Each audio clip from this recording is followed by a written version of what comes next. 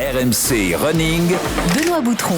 Salut à tous, bienvenue dans RMC Running, le podcast d'RMC destiné à tous les passionnés de la course à pied avec le maître Yodu qui est de retour en France, le docteur Love. Il est là avec moi, salut Johan. Salut à tous, salut Benoît, ça va? Ah, tu l'as pris le choc thermique alors, hein, ça y est hein. Franchement, pas tant que ça. Pas tant que ça. Il va faire, je sais pas, je crois qu'il va faire 14 ou 15 Méfie-toi cet quand même, après-midi. hein. Donc, Ça peut chuter, méfie-toi. Ça peut chuter, c'est vrai.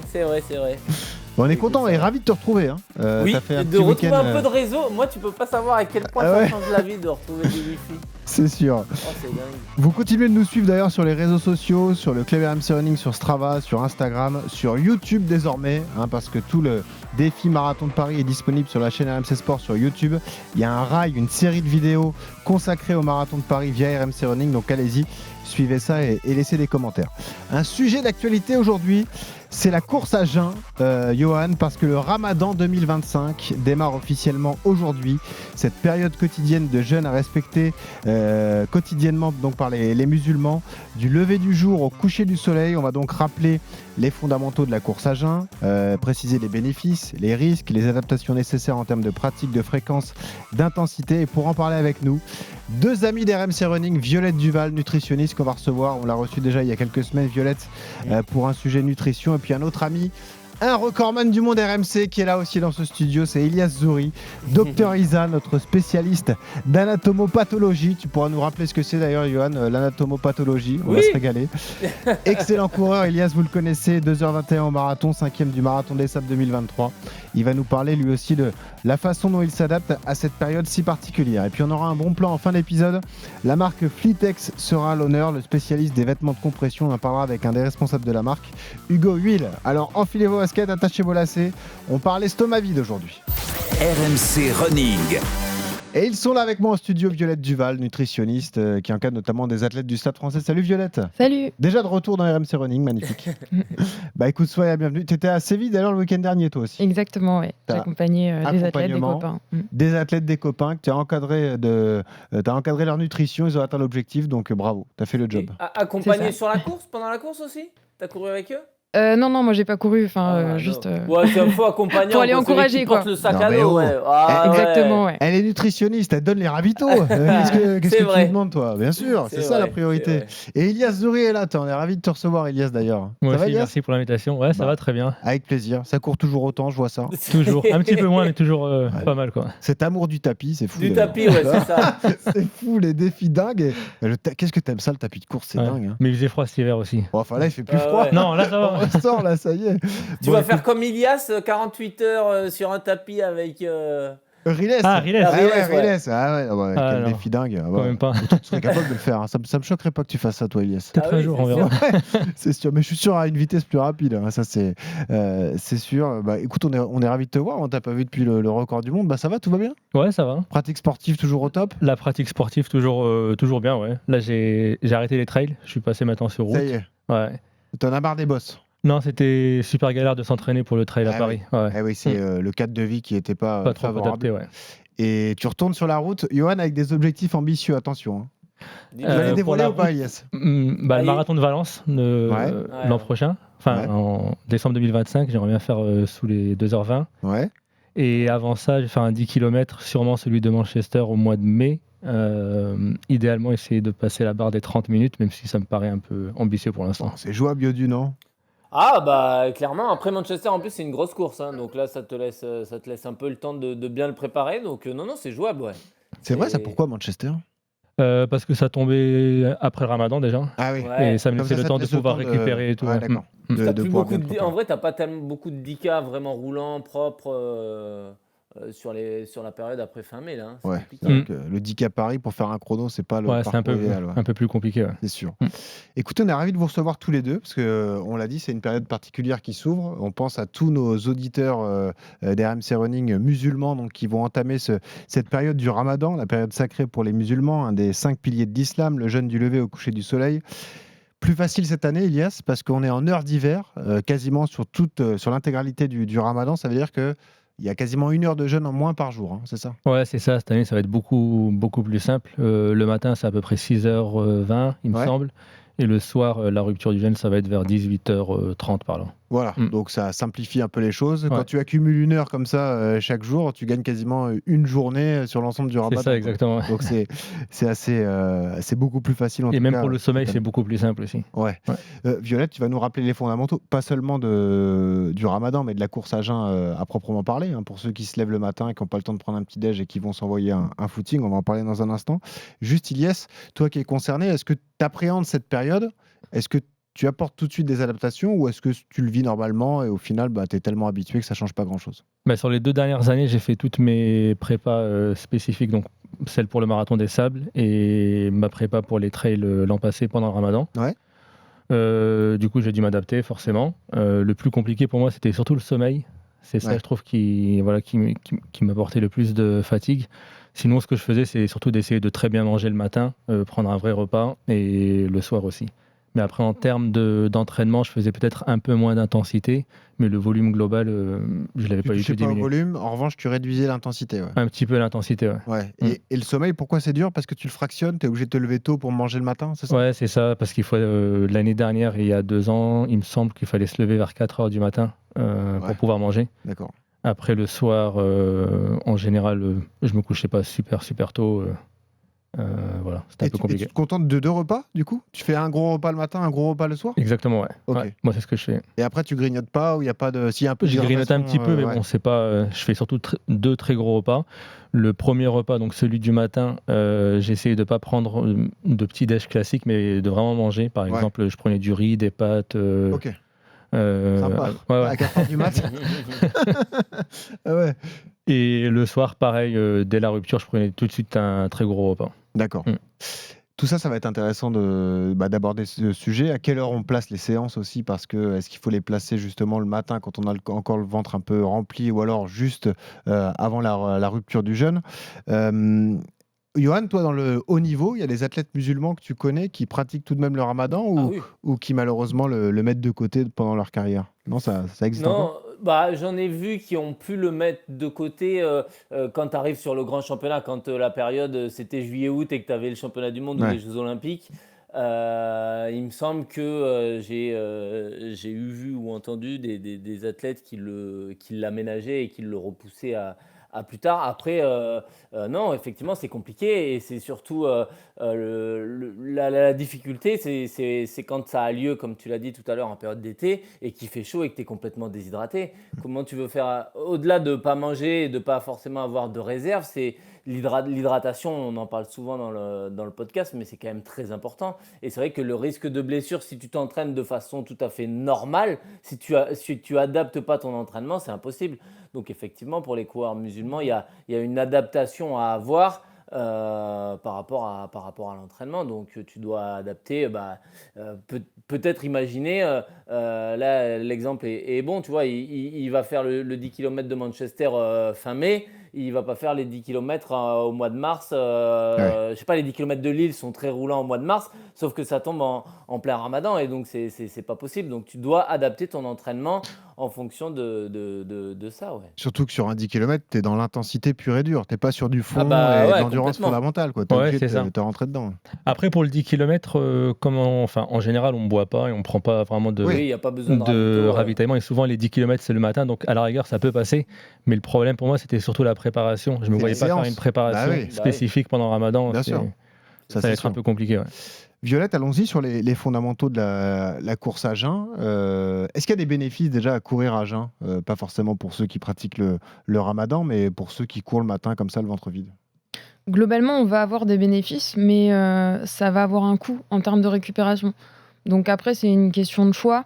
Même si on va légèrement améliorer l'oxydation des graisses du fait de courir sans avoir pris de glucides avant, c'est des adaptations qu'on peut aussi obtenir avec un volume d'entraînement à basse intensité assez important, donc en faisant beaucoup de sorties en endurance fondamentale. Et si on prend un petit déjeuner avant d'aller courir, on va en général mieux récupérer. Donc les bénéfices qu'on gagne d'un côté, on les perd de l'autre. Donc après, c'est des choix. Mais par contre, si on le fait, il faut faire attention à le faire correctement. Parce que dans beaucoup de magazines, quand c'était un peu moins démocratisé le running, dans les plans d'entraînement, il y avait beaucoup de footing à jeun intégré à des prépas spécifiques. Johan, tu as forcément vu ça, mais systématiquement dans les programmes, c'est marqué. Tu le conseilles à tout le monde ou c'est vraiment au bon vouloir ? Il ne faut pas se forcer à le faire. Ça n'a pas un intérêt particulier, Violette ? Moi, je trouve qu'il y a un intérêt qui est très restreint, donc je le conseille pas forcément. Après, quand les athlètes sont en demande parce qu'ils aiment bien ou parce qu'en termes de logistique, c'est plus facile pour eux, quand il y a des gens qui ont un emploi du temps qui est chargé, qu'il faut se lever tôt le matin pour aller s'entraîner, s'il faut digérer, Oui. ça va être compliqué. Donc, je le conseille pas, mais par contre, je peux l'encadrer de façon à en tirer les bénéfices sans avoir trop d'inconvénients. Mais on a une différence en tout cas entre le jeûne du Ramadan où Oui. on Ou ne c'est peut pas sur boire. des jours consécutifs et en plus tu peux pas boire. Exactement. Alors que par exemple, si on part à jeun, ça ne veut pas dire qu'on va rester à jeun toute la sortie. Ouais, d'accord. C'est vrai que une fois que le jour s'est levé, si jamais vous n'êtes pas dans le cas de figure de pratiquer le ramadan, bah forcément vous pouvez vous hydrater et ça, c'est pas forcément un problème de partir à jeun. Tu peux prendre un gel, tu peux prendre des gommes, tu peux prendre des choses à Exactement. ce moment-là. Ouais. Ilias, tu t'y prépares à cette période? Tu t'anticipes quelques jours avant ou non, tu t'attaques ça Non, pas du tout, j'attaque ça directement. Voilà, jusqu'au bout. Je mange Exactement. jusqu'au bout, puis après c'est parti, quoi. C'est ça. Non, mais peut-être que la semaine avant le ramadan, j'essaye de bien manger Ouais. pour me faire un petit peu de réserve. Mhm. Et en général, je trouve que le début du ramadan, c'est pas très compliqué. Je trouve que les premiers entraînements, les premières semaines, ça va. Je sens pas trop de fatigue. Ce qui devient vraiment compliqué, c'est la fin du ramadan. C'est Donc, l'accumulation. je Troisième pense semaine, que c'est- quatrième semaine. je Ça pense- dure un mois, hein, d'ailleurs. Je sais pas si on l'a dit, mais. Ouais, c'est ça. Mm. C'est un mois. Je pense que c'est multifactoriel. C'est peut-être qu'au fur et à mesure du ramadan, il y a un déficit calorique qui s'installe et aussi le manque de sommeil. Ouais. Tu souffres de quoi principalement? C'est la soif, l'hydratation qui te manque le plus? La soif, pendant l'hiver, non. Enfin, moi, en tout cas, j'ai Non. pas vraiment soif. Quand c'était l'été, ouais, là, c'était quand même très compliqué. Par exemple, l'année dernière, comme j'étais en prépa trail, je faisais des sorties longues. Ça m'est arrivé, je crois, de faire des sorties de 3 heures, 4 heures l'après-midi. Ouais. Et effectivement, à la fin, j'ai un peu soif, mais ça va encore. C'était surtout une fatigue générale. Ouais. Et Tu dors jamais la journée pendant cette période? comme je travaille, non. Ouais, je peux- c'est en fonction c'est de pas ton possible. activité, quoi. Le Tu- week-end, ouais, ça m'arrive, mais sinon, non. Ouais. Donc là, c'est pas un moyen aussi de récupérer avec une sieste de temps en temps. Johan, tu le faisais un peu au moment où on avait démarré le podcast RMC Running, les footings à jeun. Tu le fais plus du tout aujourd'hui, d'ailleurs. Là, pour le coup, ouais, tu vois, je suis allé au Kenya et d'habitude, Kenya, je le faisais beaucoup parce que les coureurs kenyans le font beaucoup et tu as le choix d'aller avec les groupes à 6 heures ou les groupes à 9 heures qui, eux, le font pas forcément. Et là, moi, cette année, j'ai tout fait avec les groupes qui partaient à 9 heures et donc je faisais rien à jeun. Donc, effectivement, cette année, j'en ai pas fait parce que c'est vrai que je trouvais. Je trouvais que ça fatigue, quoi. C'est-à-dire que le risque de fatigue, de la réduction de performance, il est quand même important parce que tu sais que tu as quand même moins d'énergie. Moi, je suis pas trop du matin, donc si en plus je déjeune pas, j'ai l'impression d'être un peu dans le gaz. Donc, tu peux pas placer des séances, tu fais juste des footings en endurance fondamentale. Et le problème des footings en endurance fondamentale au Kenya, c'est qu'en fait, il y en a pas trop parce que le parcours fait que c'est compliqué. Il y a beaucoup de dénivelé, ça bastonne un petit peu. Donc, du coup, je privilégie le fait de prendre un petit déj assez léger, mais de pas partir le ventre vide pour pas avoir cette sensation de faiblesse. Comme quand tu es à jeun. Alors après, ça peut m'arriver quand j'ai pas le choix. Par exemple, je sais pas, j'ai un rendez-vous de 9 à 12, j'ai un shooting photo le mec. ou un truc, n'importe quoi, ou un tournage. Parce que voilà, et du coup, tu vas à jeun, tu vas forcément tôt. Mais c'est pas c'est vrai que je le fais de moins en moins, ouais. Tu étais venue, Violette, pour le sujet du poids idéal, du poids de forme, je me souviens bien. Est-ce qu'il y a un risque de perte de poids sur cette période pour ceux qui pratiquent le jeûne sur plusieurs jours d'affilée? Oui, parce que la perte de poids, elle va être définie par la balance énergétique.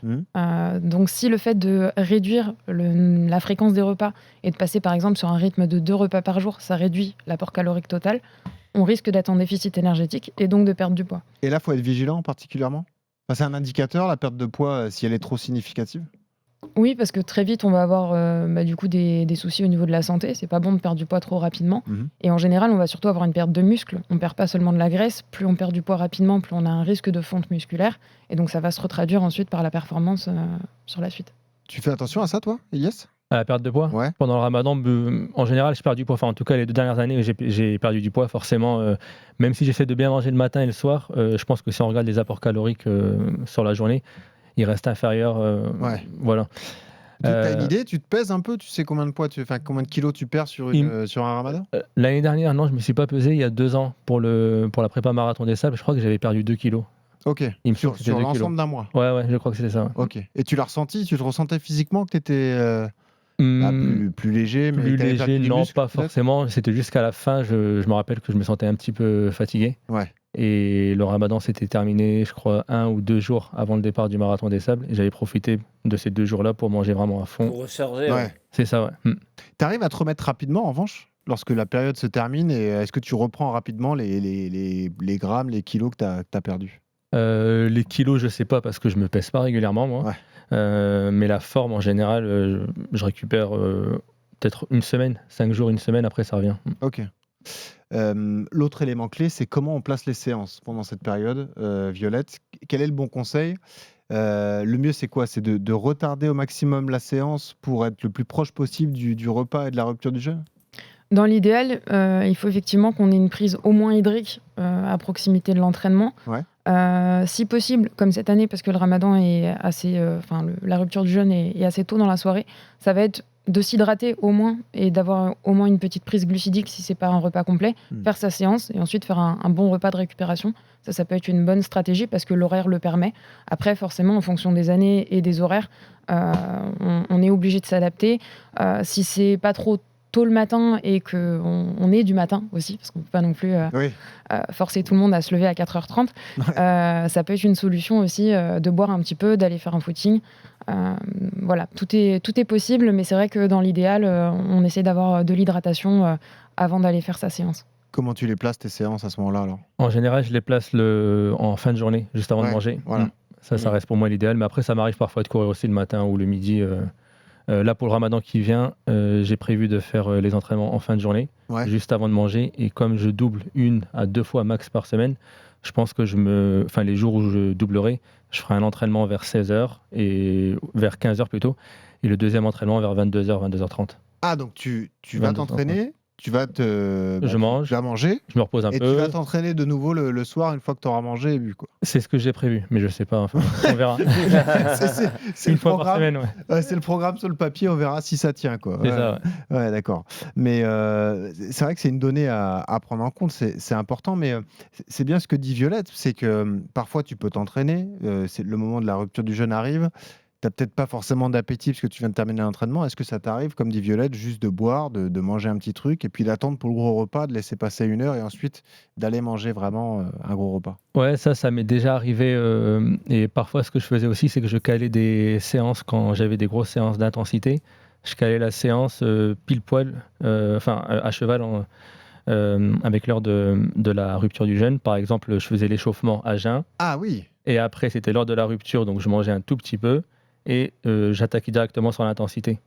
Et du coup, juste après l'entraînement, je me rechargeais un petit peu. J'attendais 1 heure, 2 heures. Après, je prenais mon. Mais ça peut pas Mon créer repas. un pic d'hypoglycémie, tu vois? Il a été à jeun toute la journée, il s'envoie une séance, il est en plein échauffement, je sais pas, il va consommer un peu de sucre ou de la boisson comme ça. Ça va pas faire, ouais, tu vois, cette espèce de schéma qu'on voit habituellement, ça peut pas être contre-productif? Pas forcément, parce que l'hypoglycémie réactionnelle avant l'effort, en fait, elle est très très faible. Et il n'y a pas forcément de corrélation entre l'effet ressenti du coup de mou parce qu'on a pris des glucides et l'impact sur la glycémie réelle. Ouais. Donc c'est pas forcément problématique. Et puis comme on n'est pas sur des grosses quantités non plus, la glycémie elle va pas faire les montagnes russes non plus. Elle va juste monter un petit peu. De toute façon, après une période de jeûne, elle est forcément basse. Donc ça va plutôt lui permettre de remonter à son niveau normal. Plutôt que de faire un énorme pic de glycémie. Donc au contraire, c'est plutôt bénéfique. C'est un petit peu comme le principe de la boisson d'attente. Quand on a pris son petit déjeuner 3 heures avant une course, qu'on prend une petite boisson d'effort dans le sas, finalement on va avoir un petit peu le même effet. Et si on prend donc cette petite collation alors qu'on s'est déjà entraîné, là on est déjà physiologiquement dans un rythme d'effort. Donc il n'y a plus du tout ce problème-là. La consommation de glucides est déjà entamée, donc ça va vraiment être utilisé sans faire monter la glycémie. Et yes, on a bien fait de t'inviter parce que tu as tout testé. Le matin, le soir, les doubles séances, juste avant, le pendant, le truc. Au moins, tu as tout essayé. Sur les questions concrètes, parce que c'est ça qui va intéresser ceux qui nous écoutent, qu'est-ce qu'on met dans ces repas? Parce qu'ils sont moins nombreux, donc il y a 2 gros repas par jour. Qu'est-ce qu'on y met là-dedans, alors, Violette? Quels sont les bons conseils?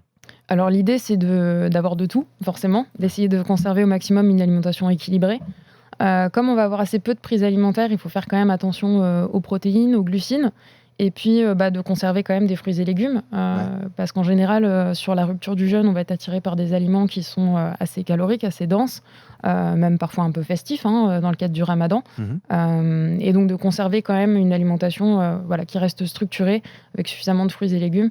Mais je pense que ce qui manque le plus la plupart du temps, c'est les protéines en quantité suffisante, parce que comme on n'a pas 3 repas par jour, c'est bon, on ne va pas multiplier par 3 sur le repas du soir, par exemple. Du coup, toi, tu es encore plus vigilant par rapport à ce que tu manges pendant cette période? En tout cas, pour les protéines, je me supplémente en plus de. Ok. En plus, je prenais des shakers de protéines en poudre. Ok. Et j'évite de faire parce que là, surtout là, avec le Ramadan en hiver, il y a pas mal de personnes qui prennent un petit goûter pour le. Oui, à 18h. C'est ça. Et puis après, ils prennent un vrai repas 2h, 3h après. Mais après, Ça, j'évite de le faire. Parce que pour t'endormir, après, c'est. Ouais, j'évite de le faire. En plus de ça, en général, le goûter, c'est que, on mange que des sucres rapides. Ça, j'évite de le faire, quoi. Ouais. Qu'est-ce que tu mets concrètement dans un repas alors? Classique, du riz, des pâtes, de la viande, un truc classique. Tu arrives à conserver des fruits et légumes, tout ça? Ouais. Ouais. Et même le matin quand tu te lèves? Le matin, pas forcément. Les fruits, ça dépend, c'est variable, mais systématiquement, je me fais un vrai repas le matin. Est-ce que c'est conseillé, ça, de faire un apport de protéines avec du shaker, ce genre de choses, en plus, pendant cette période? Oui, de façon générale, si on manque de protéines dans l'alimentation, le complément alimentaire type protéines en poudre, ça peut être une bonne solution. Donc, tant que c'est complété avec des protéines, on va dire, entières, issues des aliments, ça pose aucun problème. Est-ce qu'il y a des aliments et des boissons à risque? Moi, je pense à la caféine. Est-ce qu'il faut réduire la caféine pendant le ramadan? Est-ce qu'au contraire, il faut en consommer? Parce que là aussi, c'est particulier. Est-ce que tu bois du café, toi, d'ailleurs? Non, jamais. Non. Du thé, La un peu? seule caféine que je prends, c'est pendant les entraînements. Ouais, d'accord. Pour ça met un boost de caféine. Mais en dehors, non, jamais. Quel conseil on peut donner par rapport à ça? Bon, la modération, comme dans tout. Après, évidemment, la caféine, on va plutôt la consommer le matin, parce que si on la consomme sur le repas du soir, ou en tout cas en fin de journée, on va altérer encore plus le sommeil. Et comme tu le disais, si c'est déjà une période où le sommeil est un peu altéré, donc on va limiter la caféine le matin, et puis avec une bonne hydratation, une prise alimentaire, ça pose aucun problème. Tu te fais pas de petits plaisirs? Je sais pas, t'as pas envie de frites, de trucs, de... Ah si, moi Si, quand même. Oui, bien sûr. Tu fais attention ou non? Tu Non. gardes quand même des petits kiffs, quoi. Non, j'ai pas vraiment de régime strict, que ce soit pendant le ramadan ou en dehors du ramadan. Je sais que je vais prendre mes repas, mais après, oui, ça m'arrive souvent Oui, mais de c'est prendre... peut-être une période propice à des envies particulières. Tu vois, la journée, t'as pas mangé, tu te dis, ce soir, j'ai envie de me faire ça, quoi, par exemple. Alors, on a très faim le soir, effectivement. En tout cas, moi, ça, c'est mon expérience perso. Mais je sais que dès que je commence à manger, je cale très, très vite. Et je crois que c'est pour ça que pendant le ramadan, je perds du poids. Parce que le soir, j'arrive pas à me faire des très, très gros repas. Ouais. Et ça, c'est lié à quoi, alors? C'est l'estomac qui se rétrécit? C'est psychologique? On sait pourquoi ça se passe comme ça, d'ailleurs? Ça peut être plein de facteurs, mais c'est vrai qu'en général, quand on ne mange pas pendant une certaine période, la faim se dérégule, les sensations de faim peuvent changer. La sensibilité des nerfs au niveau de l'estomac, elle peut changer aussi. Donc l'estomac grandit pas ou rétrécit pas, mais on peut avoir du coup une différence de sensibilité et du coup être calé plus rapidement face à l'étirement de l'estomac quand la nourriture arrive. Et puis après, physiologiquement, ça peut être pour plein de raisons. Ça peut même être influencé par la vitesse à laquelle on mange. Souvent, quand on a très faim, on mange très vite. Et donc, soit ça peut entraîner à manger plus, soit au contraire, avoir un effet de lourdeur qui intervient très rapidement. Et puis, il faut faire une pause et attendre un petit peu avant de pouvoir remanger. En fait, il attend toute la journée. En 5 minutes, c'est réglé. C'est ça, ouais. C'est ça le truc. En fait, terminé, plus faim. C'est comme ça que ça se passe, ouais. Enfin, déjà, moi, je mange très, très vite. Donc, pendant le ramadan, c'est encore plus vite. Donc, tu fais 3 heures de séance, mais tu manges en 5 minutes, quoi. Ça, c'est ça, ouais. Bon, ça, c'est tout l'aspect nutritionnel. On va parler de l'hydratation. Et puis, coach, on parlera aussi de tout l'aspect course à pied pur et dur, parce que comment on s'adapte, l'intensité qu'on met, est-ce qu'on pratique des compétitions pendant cette période? Tout ça, on l'aborde dans un instant. Mais donc, l'hydratation, est-ce que là aussi, tu es plus vigilant particulièrement? Est-ce que tu bois que de l'eau? Est-ce que tu te forces, je sais pas, à boire 1,5 litre ou 2 litres par jour pendant cette période? J'essaye de bien boire le matin. En général, de l'eau ou alors je mets un peu d'électrolytes parfois. Ouais, quand même, ouais. Je sais pas si c'est vraiment efficace ou on verra avec la chef. Mais j'essaye de bien boire le matin. C'est marrant parce qu'au début du ramadan, le corps n'est pas vraiment adapté à ça. Ça fait que quand je retourne dormir T'as envie après d'aller avoir aux mangé, toilettes ah ouais, je me réveille systématiquement. Le matin, je vais une Ouais, dizaine de c'est fois aux sûr. toilettes. Ouais, c'est sûr. Mais après, au bout de quelques jours, c'est bon, ça passe ça. Ouais. Et le soir, c'est pareil, j'essaie de bien m'hydrater. Et je pense que finalement, je bois plus pendant le ramadan que hors ramadan. Ah ouais, Parce Ouais, que hors ramadan, je fais pas trop attention. parce que t'y penses. C'est ça, ouais. Ouais, ouais. Les électrolytes, c'est une bonne idée? C'est pas toujours nécessaire, mais en fonction du contexte, par exemple l'été quand il fait très chaud et Ouais. qu'on va avoir beaucoup de pertes par la transpiration, ça peut être intéressant, notamment si on boit beaucoup d'un coup, par exemple le soir, en fin de journée. Et sur la consommation quotidienne, tu conseilles ça? 1,5 litre, 2 litres, malgré tout? Comme ça dépend du poids, de la taille, Ouais. de l'activité physique, de la température extérieure, je le fais plutôt à la couleur des urines. C'est un peu trivial, Ouais. mais ça fonctionne bien. Ouais, c'est un bon indicateur, ça, quand même. Ouais. Moi, je regarde pas trop, mais oui, je pense que. Ouais. Tu regardes de rien. Ok. Non, mais c'est bien d'avoir ton retour d'expérience parce que toi, tu l'as vécu plusieurs fois et puis tu peux t'adapter. Je le disais, pas d'appréhension. Ça reste malgré tout une période particulière sur ta saison de course à pied. T'es vigilant. C'est une période comme une autre. T'as hâte que ça se termine. Comment ça se passe une fois que t'es dedans? Non, c'est pas une période comme une autre, forcément. Déjà, s'il y a des compétitions, c'est très très compliqué. Ouais. Sauf si c'est des distances très courtes, genre du cross qui se T'as court fait le le marathon matin. de Paris pendant un ramadan, hein, il y a quoi, 1 ou 2 ans, je crois. Ouais, avant le marathon des sables. Mais c'était pas. Enfin, je l'ai fait. Tu l'as fait en entraînement. C'était en entraînement, ouais. Ouais. Voilà. Tu l'as fait quand même. Mais c'était compliqué quand même. J'ai eu bien soif pendant toute la journée. Mais oui, donc je disais que s'il y a des compétitions pendant le ramadan, c'est compliqué, en dehors de courtes distances qui se courent en plus le matin. Ça peut passer. Mais ce qui pose vraiment problème, c'est de caler les séances spécifiques, enfin les vraies séances d'intensité, de fractionner. Et je sais que ça, j'ai jamais vu, mais on m'avait dit que au Maroc, par exemple, il y avait pas mal d'athlètes, des pros, qui décalaient complètement leur journée, qui s'entraînaient très tard le soir. Ils éclairaient le stade et tout, et ils faisaient leurs séances de fractionner très tard le soir. Donc ils faisaient la rupture du jeûne, ils digéraient, ils faisaient leur séance, et après ils allaient se reposer et ils dormaient la journée. Ouais, c'est ce que j'ai entendu. Je l'ai jamais vu, mais voilà. Okay. Mais alors après, ça paraît logique. Il faut une vie adaptable. T'avais déjà entendu ça, Yohan, toi? Bah, ça paraît logique, ouais. Je l'ai déjà entendu, ouais. Bah, c'est plus simple, enfin, c'est presque le plus simple à mettre en place. Hein. C'est de vivre la nuit, de s'entraîner la nuit et de dormir la journée. Ouais. Bon, après, est-ce que tu dors la journée? Est-ce que ça a vraiment un sens? Après, c'est toujours pareil. C'est toi et ta morale à un moment. C'est ça. À un moment, tu le fais aussi un peu pour souffrir, j'imagine. Donc, est-ce que ça a un sens de dormir toute la journée? Non, je pense que ça a pas tu de sens. Tu dors 9h à 17h, c'est vrai que c'est moins dur, forcément. Si on inverse tout, non, ça n'a pas ça c'est sûr. Qu'est-ce que tu conseillerais, toi, Yohan, en termes d'entraînement? C'est l'adaptabilité? C'est déjà faire confiance à ses sensations? Exactement, ouais. C'est de faire adaptabilité, c'est le mot. C'est vrai que par rapport à l'entraînement, là, tu peux pas avoir un plan d'entraînement strict et pas modulable, tu vois, en fonction des sensations, en fonction de comment ça se passe, comment tu tolères le ramadan et tout. Donc ouais, ça c'est le plus important. Et puis après, ouais, c'est voir comment tu sors des séances, parce que des fois, tu peux sortir totalement KO avec une baisse d'énergie assez forte, tu vois, et le lendemain repartir sur une séance de fractionné ou autre. Du coup, c'est pour ça qu'il faut peut-être privilégier une période de développement, plutôt de kilométrage, d'endurance fondamentale, des trucs où tu mets peu d'intensité, ou alors des intensités très courtes avec peu de répétitions, mais pas une période sur laquelle tu vas faire une préparation spécifique marathon, spécifique semi ou spécifique 10K, où là ça va être un peu plus compliqué de gérer. En plus, on se connaît les athlètes, on est sans arrêt la tête sur le chrono. Et quand tu vois que les chronos sont pas bons parce que tu es fatigué, mentalement, tu sais, ça te perturbe ça dans une préparation.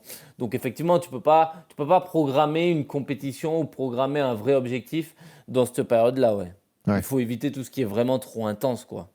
Ouais, je suis totalement d'accord. Je pense qu'il faut anticiper et choisir ses compétitions en fonction. Après, c'est pas forcément possible pour tout le monde.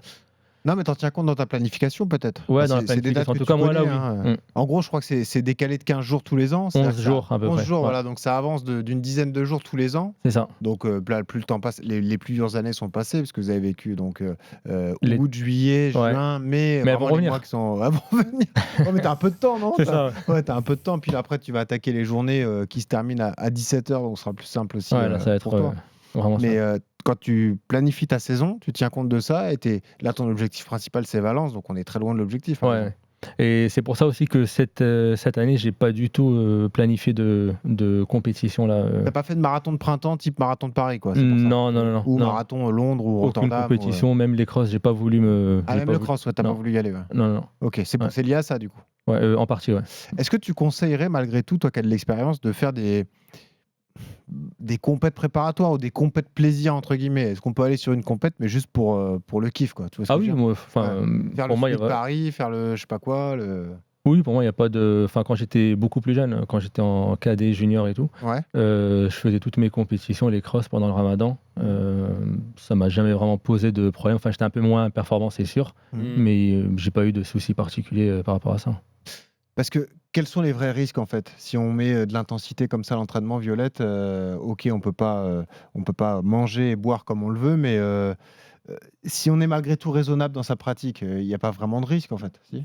Faut éviter l'hypoglycémie quand même quand on Ouais. n'a pas l'habitude et qu'on va sur des intensités un petit peu élevées, ça peut arriver, C'est le hein. coup de bambou là, c'est un peu ce qu'on ressent par exemple au 30e kilomètre d'un marathon, quoi. C'est le fameux mur, Ouais, c'est un petit peu ça. Alors le mur, c'est plus l'épuisement, du glycogène musculaire. Ok. Là, on va être vraiment sur une baisse de la glycémie, Et à c'est quoi, l'effort. c'est quoi la sensation qu'on ressent Un alors? peu de vertige, non? Ouais. Ouais, c'est ça, des vertiges, un peu des sueurs, le cœur qui tape, sensation Ok. de faiblesse, ça peut être La assez dérive varié. cardiaque, c'est une indication quand on court à jeun comme ça, par exemple? Oui, alors en général, à jeun, il y a quand même une petite augmentation de la fréquence cardiaque. C'est peut-être pas le cas chez tout le monde, mais en tout cas, c'est quelque chose qu'on m'a fréquemment dit, en tout Ouais. cas. Donc ça peut être lié. Et puis après, de toute façon, la déshydratation et la diminution du glycogène, ça va entraîner une dérive cardiaque plus importante. D'accord. Tu le ressens toi? Un changement au Euh, niveau de la fréquence cardiaque? Ouais, alors ce qui est marrant, c'est que l'année dernière, je m'étais amusé un petit peu à monitorer, enfin la fréquence cardiaque, je la monitore quasiment tout le temps. Mhm. Et pendant quelques mois, je regardais un petit peu mes lactates pendant l'entraînement, Oui, c'est vrai, ouais. un peu par curiosité. Tu te Et piquais toi-même le doigt? ouais, c'est ça, ouais. Ok. Et pendant le Ramadan, c'est vrai que la fréquence cardiaque à allure, on va dire équivalente, elle était un peu plus élevée et les lactates aussi. Ok. Ouais. Et c'est lié à Et ça. je crois que j'avais fait un peu de littérature, j'avais regardé un petit peu, et j'avais vu que ça avait déjà été décrit. Voilà, je connais pas les mécanismes exacts, mais C'est ton côté scientifique, ça. T'étais obligé de regarder. ouais, un peu geek, ouais. Ouais, non, mais c'est ça, c'est sûr. Parce que, donc, on écoute ces sensations, Johan. Est-ce que malgré tout, si on est sur une prépa, par exemple, marathon de Paris, on se conserve des séances? Après, le marathon, c'est un exemple particulier, Johan, parce que on est sur des allures, entre guillemets, d'aisance. Ce qui est dur sur une prépa Oui. marathon, c'est le volume et le nombre de séances et la répétition des capacité séances, ouais, c'est ça, à encaisser la répétition des Ça, entraînements. c'est vrai. C'est pas l'allure marathon qui va vraiment te mettre dans le rouge. Est-ce qu'il faut être vigilant ou est-ce qu'on peut quand même aller faire de l'allure marathon? Après, ça dépend le niveau de chacun, c'est sûr, mais Ilias, t'es pas trop d'accord, j'ai l'impression. Moi, pour avoir fait une prépa marathon, j'ai trouvé ça extrêmement dur. Ah, c'était dur? Ouais. Ouais. Et franchement, je me vois mal faire une prépa marathon pendant le Ramadan. Ouais, ouais. Et j'ai fait une prépa plutôt axée ultra marathon des sables ou ultra trail pendant le Ramadan et j'ai trouvé que c'était beaucoup plus simple. Oui, bah c'est pas Voilà. du tout le même effort, c'est sûr. Ouais, ouais. Je Ouais. pense que dès qu'on commence à mettre de Après, c'est la l'intensité, durée, franchement, ça devient compliqué. Il y a une durée de séance qu'il faut pas dépasser pour toi? Bon, toi, tu as fait 3 heures, mais sur des séances particulières. Mais, Je sais pas, Non. je sais pas. Moi, je me suis pas fixé vraiment ouais, de durée limite. ça dépend de ce que tu mets dans la séance aussi, quoi. Ouais. C'est sûr. Johan, qu'est-ce qu'on peut donner comme conseil par rapport à tout ça? Bah, les conseils, Ilias, il les a donnés, c'est de courir juste avant et de pouvoir derrière recharger l'organisme avec l'hydratation et l'alimentation direct après les séances, de fractionner ou les séances spécifiques. C'est vrai que vaut mieux faire ça que faire sa séance à 11 heures et devoir attendre 19h le soir. Donc il faut aussi adapter, je pense, les horaires d'entraînement. Et puis comme on l'a dit, hein, c'est éviter vraiment toutes les séances trop intense parce que courir à jeun, on n'en a pas trop parlé, mais je crois qu'à un moment donné aussi, on tape dans les protéines musculaires quand il n'y a plus de glucides. Musculairement, on s'affaiblit et on a le corps puise dans les muscles.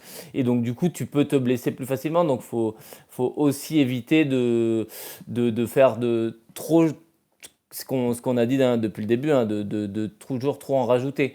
Donc, il y a les intensités à respecter et les horaires à respecter. Et si tu fais ces deux trucs-là, normalement, il y a moyen de sortir de cette période-là ou le fait de courir à jeun régulièrement le matin sans blessure ou sans perte de niveau, quoi, clairement. Ouais, t'allais dans son sens, je crois, Violette. Tu peux taper dans le capital musculaire aussi, si tu le fais trop. Oui, c'est ça. En fait, quand le corps commence à manquer de glucides, il va réaliser un processus qui s'appelle la néoglucogénèse. Donc, il va être capable de refabriquer du sucre à partir des protéines. Donc, forcément, ces protéines, il faut bien aller les chercher quelque part. Il y en a quelques-unes qui circulent dans le sang sous forme d'acides aminés. Mais s'il n'y en a pas suffisamment, on va aller chercher dans la masse musculaire. Et globalement, les séances à jeun nécessitent du coup plus de récupération, une nutrition un petit peu optimisée après. Donc il y a ce facteur-là, et il y a un autre facteur aussi, c'est que si les séances sont trop longues, on va se déshydrater, et que passé un certain stade, la déshydratation elle peut être problématique pour le risque de blessure et puis pour la santé en général. C'est pas bien de se déshydrater au-delà d'un certain point. Donc tu perdrais tes pecs, quoi, Johan. C'est ça le problème. Ouais, ton corps est allé chercher dans tes pecs. Ça, c'est grave. Et ça, c'est grave. Si j'ai plus de pecs, c'est grave. Autant les cuisses ou les mollets, c'est pas grave, mais les pecs, sûr. Je comprends. c'est la base. Bien sûr. Violette, est-ce qu'il y a des aliments à éviter pendant cette période du ramadan ?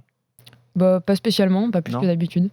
Pas plus que d'habitude. Les mêmes que d'habitude. Ouais, mais tout ce qui est trop gras, les produits transformés, je sais pas, est-ce que consommer du fast-food, c'est une mauvaise idée finalement ? Parce que...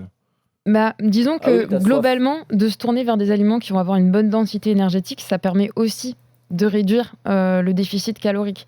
Donc d'un côté, il faut garder une alimentation équilibrée, mais de l'autre, manger riche, ça permet justement de compenser et d'éviter de finir sa journée à 1500 calories, quoi. Ouais, d'accord.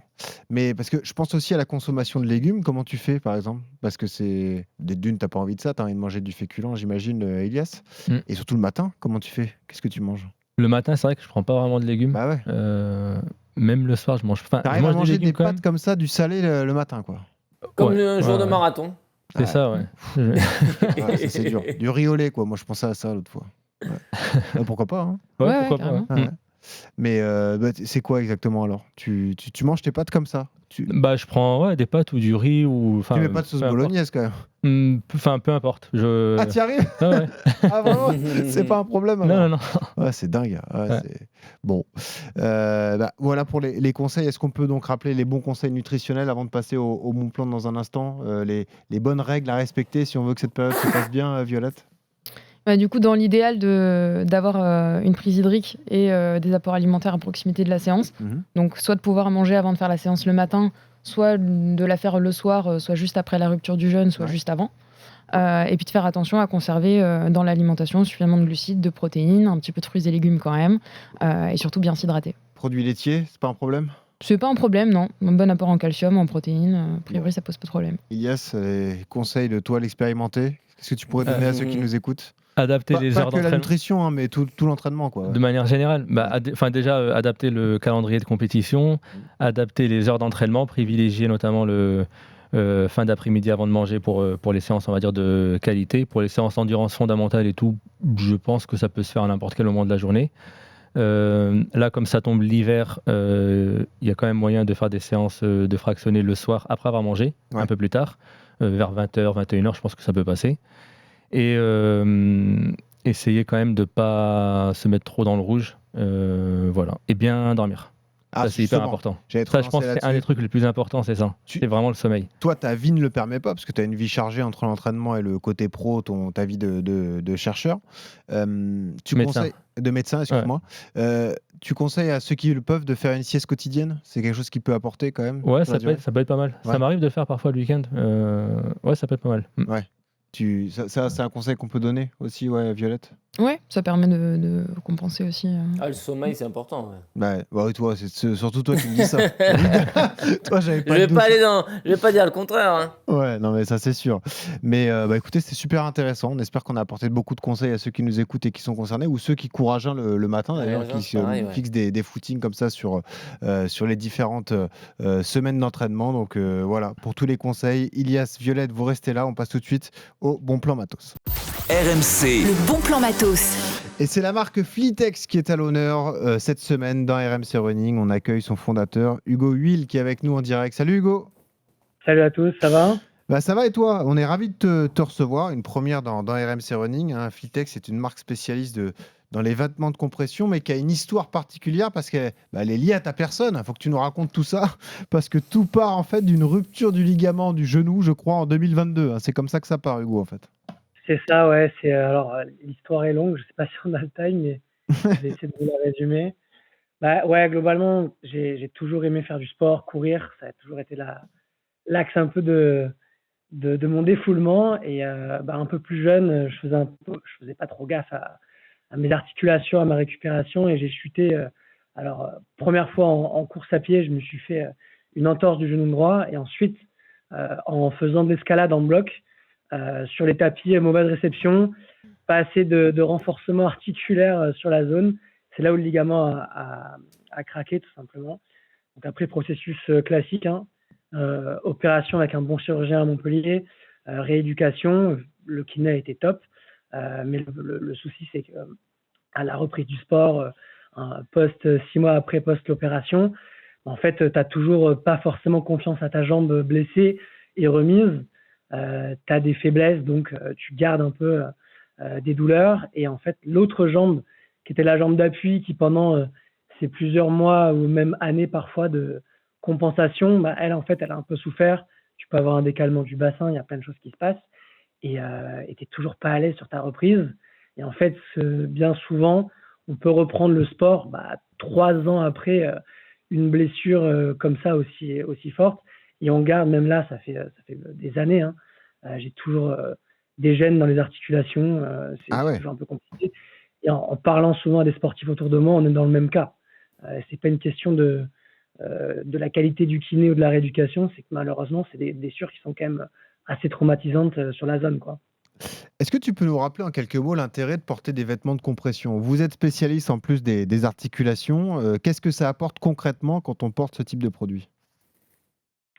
Alors, il y a plusieurs choses déjà sur toutes ces blessures-là. Ce qu'on recommande fortement, c'est d'être suivi par un kiné, de faire la rééducation correctement et même après, de continuer le renforcement articulaire. La compression, alors de manière générale dans le sport, ça permet d'accélérer la circulation. Donc ça peut aider à récupérer et aider à réduire les inflammations. Mais dans notre cadre, nous, je vais faire la parallèle quand même, c'est des maintiens de compression. Ça va être un peu plus épais que de la compression. Ça s'inspire de la genoulière, Ouais. mais ça ne réduit pas la mobilité. L'avantage de nos maintiens, ça va être de stabiliser davantage l'articulation, donc d'apporter plus de confiance et de sécurité sur la zone, et combiné avec la techno de compression, donc ça aide à réduire l'inflammation et accélérer la récupération. Donc je vais mettre quand même le bémol, c'est pas quelque chose à utiliser tout le temps, c'est plutôt à s'en servir dans les phases aiguës, donc quand on a de la douleur, Ok. ou quand on sait qu'on va mettre de l'impact, par exemple sur des grosses courses ou alors de la préparation marathon, où on ne peut pas se permettre de rater des séances, sinon on va perdre sur l'efficacité, perdre sur l'entraînement. Voilà, il faut vraiment l'utiliser comme un outil et par contre continuer à bien renforcer l'articulation, continuer à essayer d'être d'être le plus libre possible, c'est-à-dire courir sans forcément avoir de maintien externe. C'est ça qu'on vise dans le sport, hein. Ouais, ouais. Mais tu conseilles de l'utiliser sur des séances de récupération ou des séances d'intensité alors, si tu es sur une prépa marathon, par exemple? Moi, perso, j'utilise sur les deux. Sur les deux, ouais, d'accord. Ouais, je vais mettre les maintiens sur ma séance où je sais que je vais aller chercher des longues distances, donc du 15, 20, 30 pour la prépa. Et ensuite, je les garde 1 heure à 2 heures après l'entraînement, avant d'aller me doucher ou après la douche, je remets une paire pour aider à évacuer les déchets, accélérer la récupération, réduire les inflammations. Je Après, précise ça dépend. Ouais. l'orthographe de votre marque, hein, c'est Flytex, donc F-L-Y-T-E. Flytex. Flytex, pardon, donc tu vois, on dit Flytex d'ailleurs. Vous faites du maintien et de la compression et ça concerne tout, hein, genoux, chevilles, épaules, coudes, poignets. En gros, tu t'adresses pas seulement à ceux qui sont entre guillemets en rééducation, qui ont eu des soucis articulaires. Même les coureurs qui ont la chance de ne pas souffrir de ces pathologies peuvent utiliser les produits, quoi, de toute façon. Exactement. En fait, on a commencé avec une gamme de genoulières uniquement Ouais. pour les personnes qui, comme moi, avaient des antécédents qui sont résolus par par le médical, tout simplement, Mhm. et qui en fait ont une gêne. C'est pour enlever cette gêne-là. On a eu aussi énormément de clients avec le temps qui viennent de l'arthrose, des personnes de 50 ans et plus, qui ont couru toute leur vie, qui ont de l'arthrose et malheureusement, ça c'est difficilement soignable. Ça les aide en fait à avoir de meilleures sensations en course et à prolonger leur pratique. Ouais. Et après, on a beaucoup de personnes qui vont se faire opérer ou qui sortent d'opération, qui mettent ça pendant la séance de rééducation en fait. Ça, c'est ceux qui vieillissent mal comme Johan Durand. C'est ça, C'est c'est ça. les mauvais vieux, quoi. C'est ça. Ouais, je comprends. On a Alors, besoin de ça. je vais viser personne, mais voilà, le cadre au début de la marque, c'est ça. Et on a développé donc un catalogue articulaire. Donc, on a de la cheville, du coude, maintenant même de l'épaule. Ouais. Et comme on nous l'a demandé, maintenant, on a aussi un catalogue de compression sportive, donc récupération ou performance, des chaussettes montantes, du short avec compression intégrée, du leggings avec compression et maintien du genou intégré. Et on essaye de développer ça au fur et à mesure que nos clients nous demandent, on co-construit avec eux et on essaye d'innover à notre petite échelle, on va dire. On vous retrouve où, Hugo, d'ailleurs? Il y a le site Flytex, il y a des revendeurs aussi? Alors aujourd'hui, on est essentiellement sur flytex.fr. Ouais. On s'est lancé sur Amazon il y a quelques temps et on commence à être pas mal démarché par le B2B et des revendeurs. Donc on va commencer à vendre en physique, je pense à partir du mois d'avril. Là, on est en train d'être approché, donc de faire quelques contrats. Mais ouais, en 2025, vous allez pouvoir nous retrouver chez les revendeurs sportifs uniquement. Et voilà, ça va être ça. On est aussi sur Instagram, donc @flytex.fr. Et sur mon Instagram aussi, @Hugo Huille. Je parle pas mal des dessous de la marque, je donne des conseils sur notamment de mes prépas marathons, le renforcement articulaire spécifique, des choses comme ça. Je vois ça. Je vois que tu veux prendre ta revanche sur Marathon à Paris en 2025. On sera avec toi, mon vieux. Exact. Ok. Merci. Plaisir. Non, mais écoute, merci d'être venu. Johan, tu utilises un peu les vêtements de compression pour les mollets, pour Les soulager un chaussettes, peu ouais. tout ça, les chaussettes, Tout ce qui est chaussettes. sur footing de récup? Ça peut m'arriver sur les footings de récup, mais c'est surtout, moi, ça va être pendant les périodes de voyage. Tu vois, quand tu fais, là, typiquement, j'ai fait 8 heures d'avion pour rentrer du Kenya, je peux te dire, j'avais des poteaux au niveau des mollets. Et c'est vrai que les chaussettes facilitent le retour veineux. Quand tu restes assis pendant 8 heures et que tu ne bouges pas, que tu ne marches pas, c'est très compliqué. Donc, effectivement, ces chaussettes de maintien, de compression et de retour veineux sont intéressantes dans ce cas-là. Et quand j'ai des douleurs musculaires au niveau des mollets, que je sens que les mollets sont un peu chargés, pour les compresser et les maintenir, c'est pas mal. Vous les utilisez, vous, Violette et Elias, dans votre pratique sportive, les vêtements de compression pour les mollets, pour les cuisses, pour les... Moi, ça m'arrive. Ah, Elias. Ouais, vas-y, Elias, le micro. Ouais, vas-y, c'est bon. Ouais, ça m'arrive pour les mollets, enfin pour les Pareil, jambiers. ouais. Pareil, soulagé. Surtout quand j'ai des douleurs parfois de périostite, je trouve que ça me... Oui, Ah oui. Je trouve que ça, voilà, Ouais. ça permet de maintenir, d'avoir un peu moins mal. Avant Ça qu'il évite soit la trop tard, vibration, ouais. surtout. C'est ça, ouais. Ouais, c'est sûr. Violette, toi, un petit peu? Ça m'est arrivé d'en utiliser un petit peu, pareil, mollet. Et puis chaussettes de récup aussi, c'est de la compression aussi. Bon. Hugo, merci. Bonne prépa à Marathon de Paris. Hein, et je précise que vous faites gagner dans RMC Running une paire de maintien de compression V2 pour genoux. Donc, c'est un beau cadeau, hein, quand même. La valeur est élevée. Hein, c'est 80 €. Donc, c'est là aussi un beau cadeau offert par Faut avoir Flytex. mal aux genoux. Il faut avoir mal aux genoux ou alors il faut être précautionneux. Oui, c'est ça. On peut tous avoir des douleurs. Donc, Prévention, douleur, exactement. récupération. Ça peut servir à tout le monde. Merci Hugo. Je précise que cette semaine, pour tenter de remporter ce magnifique produit, vous allez sur YouTube, justement la chaîne RMC Sport, les vidéos YouTube d'RMC Running. Le rail, vous allez le trouver rapidement et vous laissez des commentaires, comme ça nous aidera à grandir sur YouTube.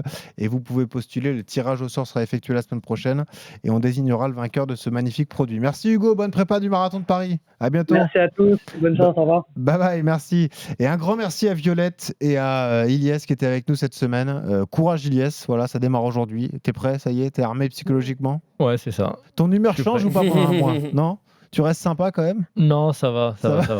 Ok, ça va. Je reste stable. Bon, tant mieux. Violette, merci, tu reviens quand tu veux dès qu'un sujet nutrition est Plaisir. abordé. Merci Maître Yodu, on est ravis de Merci te à retrouver tous. en France.